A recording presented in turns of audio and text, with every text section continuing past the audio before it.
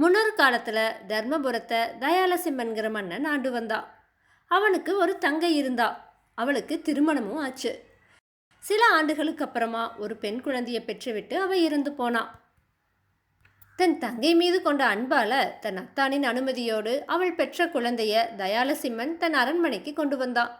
அவன் அந்த குழந்தைக்கு மேகலான்னு பெயரிட்டு அவளை தன்னுடைய மகனான ஜெயசிம்மனோடு சேர்த்து வளர்த்து வந்தான். அவங்க வளர்ந்து பெரியவர்களானதும் அவர்களுக்கு திருமணம் செய்து வைக்கவும் அவன் தீர்மானித்து கொண்டான். ஆண்டுகள் உருண்டுச்சு. மேகலாவும் ஜெயசிம்மனும் வளர்ந்து பெரியவர்களானாங்க. ஒரு நாள் தயாலசிம்மன் ஜெயசிம்மன் கிட்ட தன்னுடைய எண்ணத்தை சொன்னான். ஆனா ஜெயசிம்மனோ, மேகலாவையா? அவள் பட்டத்து ராணியாக தகுதியற்றவள், அவளை நான் மணக்க மாட்டேன்னு சொன்னான். அதை கேட்ட தயாலசிம்மன் வெகுண்டு, ஏன், மேகலாவுக்கு என்ன குறை? எதில் அவள் குறைந்து போனாள்? அவளை விட உன்னை மணக்க தகுதி பெற்றவள் வேறு யார் இருக்கிறாள் அப்படின்னு கேட்டா. ஜெயசிம்மனும் தயங்கியவாறே, ஆம், ஒருத்தி இருக்கிறாள். அவள்தான் என்னுடன் படித்த நம் சேனாதிபதியின் மகளான சோபனா. அவளே என்னை மணக்க எல்லா தகுதிகளையும் பெற்றவள்னு சொன்னான். அதை கேட்ட தயாலசிம்மன், என்ன, சோபனாவையா? அவள் எந்த விதத்தில் மேகலாவை விட உயர்ந்தவள்? பிறப்பிலா, அழகிலா, குணத்திலான்னு கோபத்தோடு கேட்டான். ஜெயசிம்மன் அதுக்கு, தந்தையே மன்னியுங்கள், நான் இப்போது என்ன சொன்னாலும் உங்கள் காதில் ஏறாது. ஏனெனில் நீங்கள் மேகலாவையே உயர்வாக நினைத்து கொண்டிருக்கிறீர்கள். அதனால் இப்போது இது பற்றி நாம் பேச வேண்டாம்னு சொல்லிட்டு போனான். இதுக்கப்புறமா 2-3 முறைகளில் தயாலசிம்மன் ஜெயசிம்மனோட விவாகத்தை பற்றி பேசினான். அவன் மேகலாவை விரும்பாம சோபனாவையே மணக்க உறுதியாக இருக்கிறான்ங்கிறது தயாலசிம்மனுக்கு நல்லா தெரிஞ்சுது. தயாலசிம்மன் ஜெயசிம்மன் கிட்ட, நீ உன் பிடிவாதத்தை விட மாட்டாயா? உன் திருமணம் எனக்கு ஒரு பெரும் பிரச்சனையாக போய்விட்டதேன்னு சலித்து கொண்டே சொன்னான். தன் தந்தையோட மனம் படும் பாட்டை கண்ட ஜெயசிம்மன், தந்தையே, இந்த பிரச்சனையை தீர்க்க நான் ஒரு வழியை கண்டுபிடித்திருக்கிறேன். அதன்படி நடந்தால் எல்லாம் நல்ல விதமாய் முடியும்னு சொன்னான். அது என்ன வழின்னு தயாலசிம்மன் கேட்டான். ஜெயசிம்மன் அதுக்கு, நான் இப்போது உங்களுக்கு சொல்ல போகும் கதையை நீங்கள் மேகலாவிடமும் சோபனாவிடமும் கூறி அதில் வரும் கேள்விகளுக்கான விடைகளை அவர்களிடமே கேளுங்கள். அவர்கள் கூறும் விடைகளிலிருந்து அவர்களில் என்னை மணக்க யார் தகுந்தவள் என்பது உங்களுக்கே தெரிய வரும்னு சொல்லி ஒரு கதையை தன்னுடைய தந்தை கிட்ட சொன்னான். தயாலசிம்மனும் மேகலாவையும் சோபனாவையும் ஒன்னா உட்கார வச்சு ஜெயசிம்மன் சொன்ன கதையை அவங்களுக்கு சொல்ல தொடங்கினான். வெகு காலத்துக்கு முன்னாடி சொர்ணபுரிய சோமகேதுங்கிறவன் ஆண்டு வந்தான். அவனுக்கு 2 மனைவிகள் இருந்தாங்க. அவனுடைய மூத்த மனைவி ஸ்வர்ணலதா, இளையவள் ஹேமலதா. ஸ்வர்ணலதாவுடைய மனதில் அவளுடைய கணவன் ஹேமலதாவையே அதிகமாக நேசிக்கிறான்கிற எண்ணம் உறுதியாச்சு. அதற்கேற்றாற் போலவே ஹேமலதா ஆண் வேடம் பூண்டு சோமகேதுவோடு அடிக்கடி வேட்டைக்கு போய் வந்தா. அரசாங்க வேலைகளிலும் பங்கு கொண்டு வந்தா. இதையெல்லாம் கண்ட ஸ்வர்ணலதா தானும் ஆண் வேடம் பூண்டு மன்னனோடு வேட்டையாட போக வேண்டும்னு தீர்மானித்து கொண்டா. அதை அவ சோமகேது கிட்ட சொல்ல அவன் ஆச்சரியப்பட்டு ஏதோ சொல்ல நினைத்தா.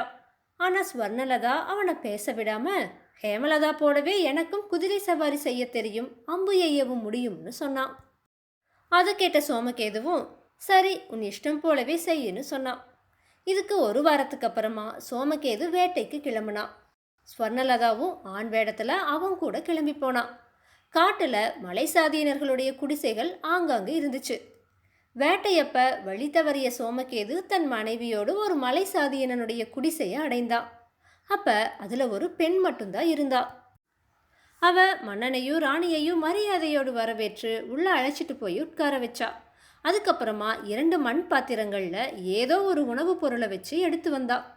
இது நாங்கள் தயாரிக்கும் விசேஷ தின்பண்டம்னு சொன்னான். மன்னனும் புன்னகை புரிந்து அதை ஆவலோடு சாப்பிட்டா. ஸ்வர்ணலதா அதிலிருந்து கொஞ்சம் எடுத்து வாயில போட்டு பார்த்தா. ஆனா அவளுக்கு வயிற்றை குமட்டிட்டு வந்துச்சு. ஆனா மன்னனோ அதை ருசித்து சாப்பிட்டு கொண்டிருந்தா. மன்னன் முழுவதையும் சாப்பிட்டு முடிச்சதுக்கு அப்புறமா அந்த மலைசாதி பெண் கிட்ட, மிகவும் நன்றாக இருந்தது, அப்படியே குடிக்க கொஞ்சம் தேன் இருந்தால் கொடுக்கிறாயான்னு கேட்டா. அந்த பெண்ணும் 2 சிறு குடுக்கைகளில் தேன் கொண்டு வந்து அவங்க கிட்ட கொடுத்தா. அவங்க அதை குடித்து இளைப்பாறினாங்க. சற்று நேரமானதோ அவங்க எழுந்து அங்கிருந்து புறப்பட ஆயத்தமானாங்க. அப்ப அந்த பெண் அவங்கள வழி அனுப்ப வந்தா. அப்ப ஸ்வர்ணலதா அவளை தனியா அழைச்சிட்டு போய் அவள் சற்று முன் கொடுத்த தின்பண்டத்தை எப்படி தயாரிப்பதுன்னு விவரம் கேட்டு தெரிந்து கொண்டா. அதுக்கப்புறமா அவ சோமகேதுவோடு அரண்மனைக்கு திரும்பி போனான். இதுக்கப்புறமா ஒரு வாரம் கழிஞ்சுது. சோமகேது ஒரு நாள் ஸ்வர்ணலதாவோட அந்தப்புறத்துக்கு போனான். அப்ப அவ ஒரு தங்க பாத்திரத்துல ஏதோ ஒரு தின்பண்டத்தை கொண்டு வந்து, இது தாங்கள் மிகவும் விரும்பி சாப்பிடும் பொருள்னு சொல்லி அவனுக்கு முன்னாடி வச்சா. மன்னன் அதை பார்த்தா. மலை சாதி பெண் செய்த தின்பண்டம் போலவே அது இருந்துச்சு. மன்னன் அதை எடுத்து ஒரு புறமா வச்சா. தன் கழுத்தில் இருந்த முத்து மாலையை கலற்றி அவன் அதை ஸ்வர்ணலதாவுக்கு அணிவித்து, நீ என்பால் காட்டும் அன்பு சிறந்தது. உன் போன்ற மெல்லிய ரூபமும் குணமும் படைத்தவர்கள் காடுகளுக்கு போவது சரியல்லன்னு சிரித்து கொண்டே சொன்னான். அதை கேட்டுட்டு மகிழ்வதா அல்லது வருந்துவதான்னு ஸ்வர்ணலதா யோசிக்க தொடங்கினான். அவ எந்தவித பதிலையுமே சொல்லல. தயாலசிம்மன் இந்த கதையை சொல்லி முடித்து மேகலாவையும் சோபனாவையும் மாறி மாறி பார்த்தான். எனக்கு ஒரு சந்தேகம்.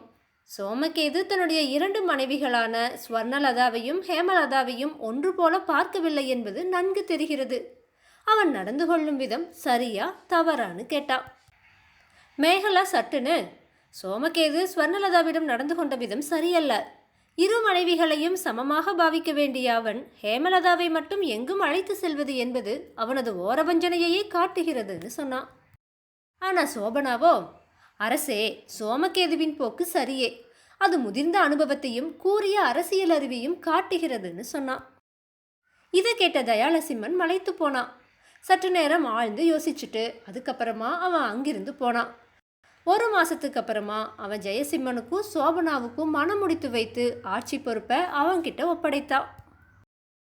வேதாளம் இந்த கதையை விக்ரமாதித்தன் கிட்ட சொல்லி, மன்னனே, தயாலசிம்மன் தன்னுடைய கேள்விக்கு சோபனா அளித்த விடையை ஏன் திருப்திகரமாக கருதினான்? அதனால் தானே அவளை தன்னுடைய மகனுக்கு மனமுடித்து வைத்தான். இது புத்திசாலித்தனமா? வேண்டுமென்றே தன்னுடைய மகனுக்காக சோபனா கூறியதே சரி என திருப்தி அடைந்தானா? என்னுடைய இந்த கேள்விகளுக்கு சரியான விடைகள் தெரிந்திருந்தும் நீ கூறாவிட்டால் உன்னுடைய தலை சுக்குநூறாக வெடித்து விடும்னு சொல்லுச்சு. இதை கேட்ட விக்ரமாதித்தன் வேதாளத்துக்கிட்ட, ஒரு சாதாரண மனிதனுக்கும் நாட்டை ஆளும் மன்னனுக்கும் நிறைய வித்தியாசம் உண்டு. மன்னனுக்கு தன்னுடைய நாடு முழுவதும் குடும்பமே. மலை சாதி பெண்ணை திருப்திப்படுத்த சோமகேது தனக்கு பிடிக்காத தின்பண்டத்தை மிகவும் விரும்புபவன் போல உண்டான். ஸ்வர்ணலதா அதை தெரிந்து கொள்ளாமல் போனாள். ஹேமலதா அந்த இடத்தில் இருந்திருந்தால் அவனை பாராட்டியிருப்பாள். ஸ்வர்ணலதா மலை சாதியினர் தயாரித்த தின்பண்டம் போல செய்து சோமகேதுவுக்கு கொடுத்தாளே, அவ்வாறு ஹேமலதா செய்திருக்க மாட்டாள். அதனால்தான் சோமகேது ஸ்வர்ணலதாவை அந்த புறத்தில் இருக்க நயமாக சொன்னான். மனைவி எப்போதும் கணவனோடு இருக்க விரும்புவது இயல்பே. ஆனால் அந்த கணவன் அரசன் என்றாகும்போது எல்லோருக்கும் தக்கபடி நடக்க வேண்டியதாகிறது. தயாலசிம்மன் கூறிய கதையில் வரும் சோமகேதுவை ஜெயசிம்மனாகவும், மேகலாவை ஸ்வர்ணலதாவாகவும், சோபனாவை ஹேமலதாவாகவும் ஒப்பிட்டு பார்க்க வேண்டும். அந்த கதையை கூறிய தயாலசிம்மன் அவ்வாறு ஒப்பிட்டு பார்த்தான். அதனால்தான் அவன் ஜெயசிம்மனுக்கும் சோபனாவுக்கும் திருமணம் செய்து வைத்தான். இது புத்திசாலித்தனமே ஆகும்னு சொன்னான். விக்ரமாதித்தனோட இந்த சரியான பதிலால அவனுடைய மௌனம் கலைஞ்சது. அவன் சுமந்து வந்த வேதாளம் உயர கிளம்பி போய் மறுபடியும் முருங்கை மரத்தில் ஏறிடுச்சு. தன்னோட முயற்சியில சற்றும் மனம் தளராத விக்ரமாதித்தன் மறுபடியும் முருங்கை மரத்தில் ஏறி அதில் தொங்கிட்டு இருந்த வேதாளத்தை பிடிச்சு கீழே இறக்கி மீண்டும் நடக்க துவங்கினான்.